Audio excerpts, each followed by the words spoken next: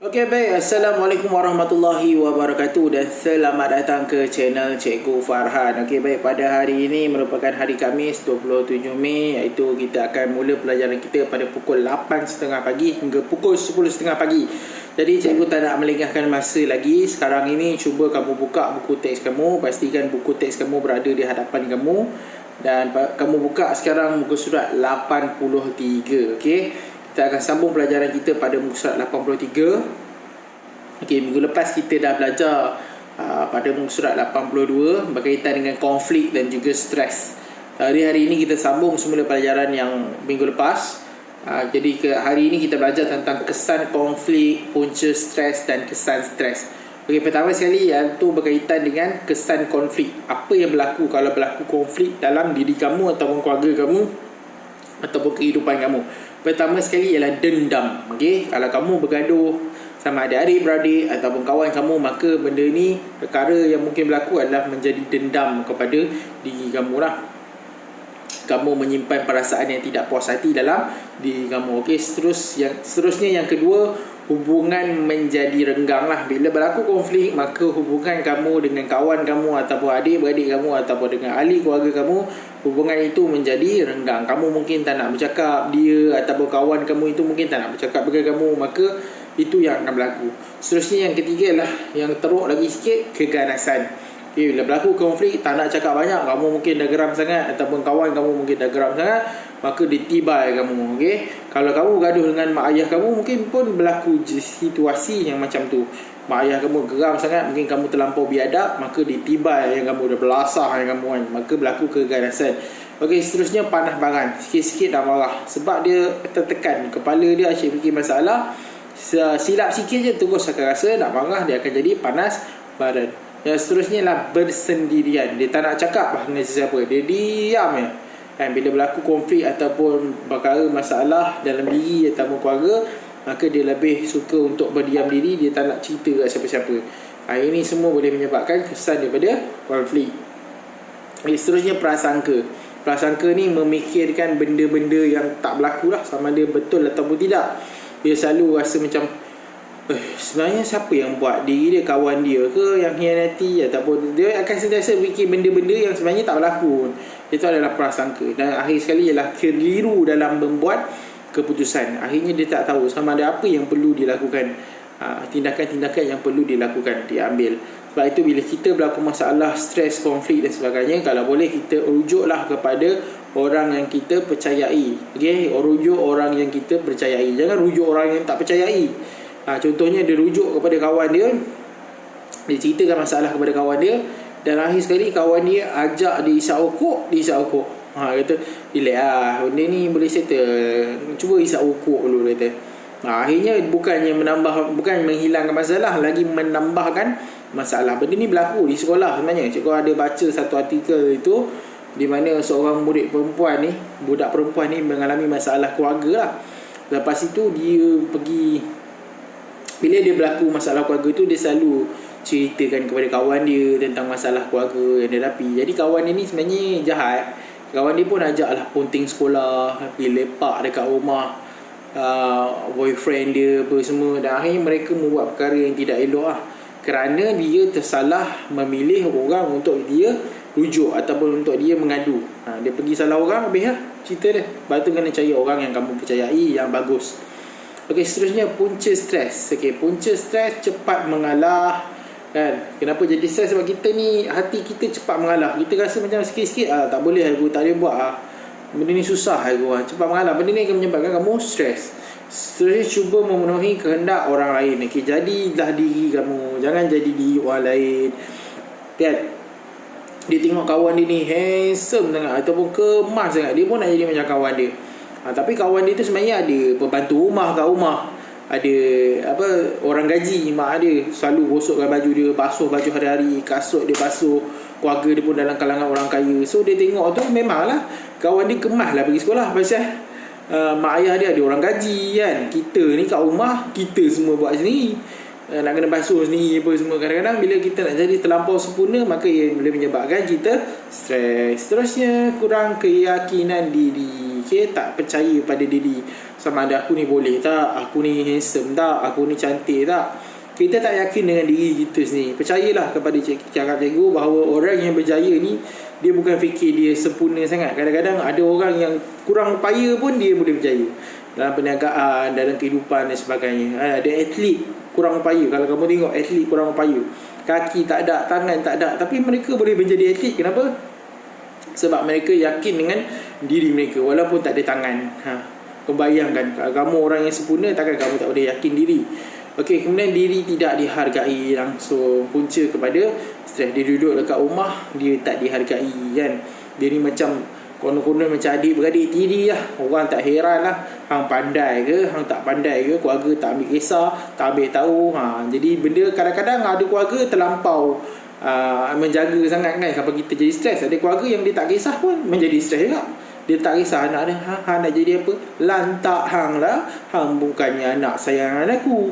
Macam tu pun boleh jadi stres. Ada orang dia stres sebab keluarga dia terlampau jaga dia sangat, tak bagi pergi mana, tak pergi sini kan, tak boleh buat ni, tak boleh buat tu, so, terlampau menjaga sangat pun stres juga. Jadi kalau keluarga dia tak kisah tentang diri dia pun sebenarnya stres juga keadaan itu. Jadi kita yang memikirkan sama ada benda itu nak menjadikan kita stres ataupun tidak. Okey, stresnya pendapat tidak diterima. Orang tak terima pendapat dia, jadi dia kecewa lah. Dia bagi satu carangan ataupun idea, orang tolak idea dia tu. Okey, dia bagi satu benda yang bagus, orang kata tak boleh pakai dah, ataupun orang buat tak tahu, macam dia ni tak nampak. Jadi benda tu akan menyebabkan stres. Seterusnya, terpaksa membuat pilihan di antara baik ataupun buruk kan. Kadang-kadang buatlah pilihan yang tepat, dapatkanlah nasihat-nasihat daripada orang yang berpengalaman. Janganlah buat kamu punya tindakan sendiri. Okey. Seterusnya, beban tugas yang banyak. Kerja sekolah banyak cikgu, modul berlambak aku sehari 5 modul lah kena buat. Saya stres cikgu. Sebenarnya kat sekolah pun kamu buat banyak macam tu. Mungkin kat sekolah lagi banyak daripada kamu buat dekat rumah yang kamu belajar PDPR ni kan. Kat sekolah ada sehari lebih kurang 7 ataupun 8 subjek ataupun 6 subjek sehari. Setiap subjek mesti akan bagi kerja sekolah. Kalau ada kamu kena buat terus, salin kat papan hitam lah apalah. Kan sebenarnya banyak aja, kalau banyak lagi banyak kerja kalau kat sekolah. Tapi sebabkan kamu rasa macam alah cikgu stres aku PDPR ni, kamu rasa belajar di rumah ni lagi stres. Kadang-kadang tengok keadaan lah, mungkin keadaan persekitaran kamu yang tak berapa selesa menyebabkan kamu stres. Di sekolah memang kamu fokus untuk belajar. Kalau kamu main, kamu akan dimarahi oleh guru lah. Okay. Seterusnya, terpaksa beban tu kan makin habis. Kita tengok kepada kesan stres. Apa yang berlaku, apa impak dia, apa yang akan berlaku kalau kamu stres.